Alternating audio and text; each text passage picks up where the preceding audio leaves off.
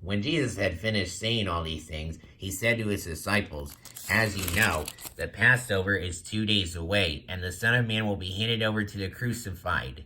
Over to be crucified. Then the chief priests and the elders of the people assembled in the palace of the high priest, whose name was Caiaphas, and they plotted to arrest Jesus in some sly way and kill him, but not during the feast, they said, or there may be a riot among the people."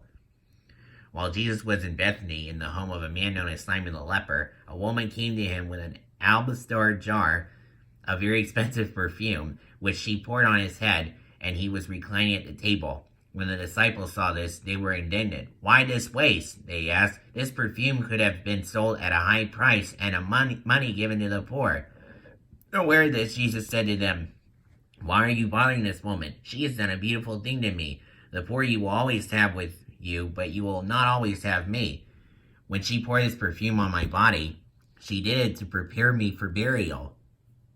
I tell you the truth, wherever this gospel is preached throughout the world, what she has done will also be told in memory of her." Then one of the 12, the one called Judas Iscariot, went to the chief priest and asked, "What are you willing to give me if I hand him over to you?" So they counted out for him 30 silver coins. From then on, Judas watched for an opportunity to hand him over. On the first day of the Feast of Unleavened Bread, the disciples came to Jesus and asked, "Where do you want us to make preparations for you to eat the Passover?" He replied, "Go into the city to a certain man and tell him, 'The teacher says, my appointed time is near. I am going to celebrate the Passover with my disciples at your house.'" So the disciples did as Jesus had directed them and prepared the Passover. When evening came, Jesus was reclining at the table with the 12, and while they were eating, he said, "I tell you the truth, one of you will betray me." They were very sad and began to say to him one after the other, "Surely not I, Lord." Jesus replied, "The one who has dipped his hand into the bowl with me will betray me. The Son of Man will go just as it is written about him. But woe to that man who betrays the Son of Man. It would be better for him if he had not been born." Then Judas, the one who would betray him, said, "Surely not I, Rabbi." Jesus answered, "Yes, it is you." While they were eating, Jesus took bread, gave thanks, and broke it, and gave it to his disciples, saying, "Take and eat. This is my body." Then he took the cup, gave thanks, and offered it to them, saying, "Drink from it, all of you. This is my blood of the covenant, which is poured out for many, for the forgiveness of sins. I tell you, I will not drink of this fruit of the vine from now on, until that day when I drink it anew with you in my Father's kingdom." When they had sung a hymn, they went out to the Mount of Olives. Then Jesus told them, "This very night you will all fall away on account of me, for it is written, 'I will strike the shepherd, and the sheep of the flock will be scattered.' But after I have risen, I will go ahead of you into Galilee." Peter replied, "Even if all fall away on account of you, I never will." "I tell you the truth," Jesus answered, "this very night, before the rooster crows, you will disown me 3 times. But Peter declared, "Even if I have to die with you, I will never disown you." And all the other disciples said the same. Then Jesus went with his disciples to a place called Gethsemane. And he said to them, "Sit here while I go over there and pray." He took Peter and the 2 sons of Zebedee along with him, and he began to be sorrowful and troubled. Then he said to them, "My soul is overwhelmed with sorrow to the point of death. Stay here and keep watch with me."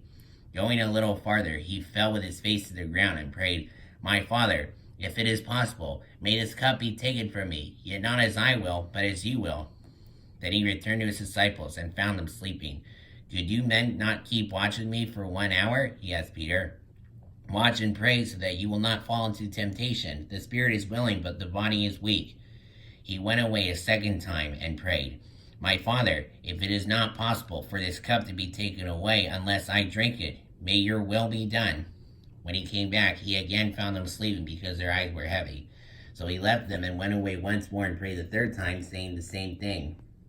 Then he returned to the disciples and said to them, "Are you still sleeping and resting? Look, the hour is near, and the Son of Man is betrayed into the hands of sinners. Rise, let us go. Here comes my betrayer." While he was still speaking, Judas, one of the 12, arrived. With him was a large crowd armed with swords and clubs, sent from the chief priests and the elders of the people. Now the betrayer had arranged a signal with them. "The one I kiss is the man. Arrest him." Going at once to Jesus, Judas said, "Greetings, Rabbi," and kissed him. Jesus replied, "Friend, do what you came for." Then the men stepped forward, seized Jesus, and arrested him. With that, one of Jesus' companions reached for his sword, drew it out, and struck the servant of the high priest, cutting off his ear.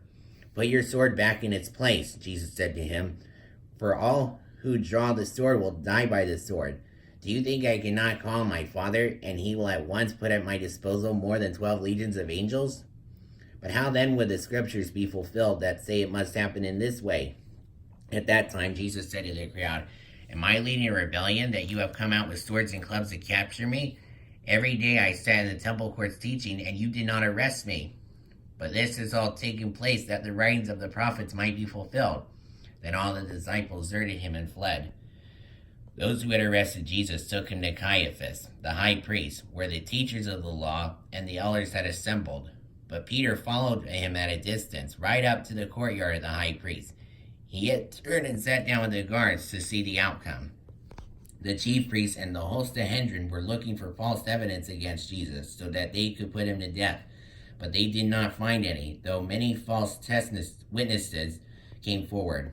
Finally, 2 came forward and declared, "This fellow said, 'I am able to destroy the temple of God and rebuild it in 3 days.'" Then the high priest stood up and said to Jesus, "Are you not going to answer? What is this testimony that these men are bringing against you?" But Jesus remained silent. The high priest said to him, "I charge you under oath by the living God. Tell us if you are the Christ, the Son of God." "Yes, it is as you say," Jesus replied.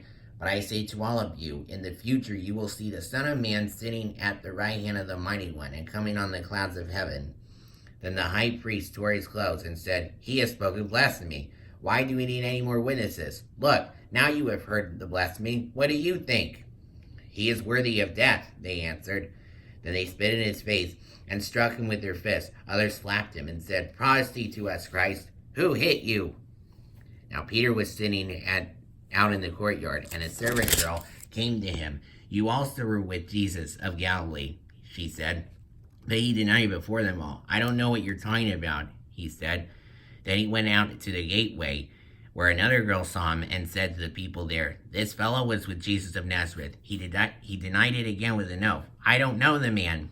After a little while, those standing there went up to Peter and said, "Surely you are one of them, for your accent gives you away." Then he began to call down curses on himself, and he swore to them, "I don't know the man." Immediately a rooster crowed. Then Peter remembered the word Jesus had spoken, "Before the rooster crows, you will disown me 3 times." And he went outside and wept bitterly.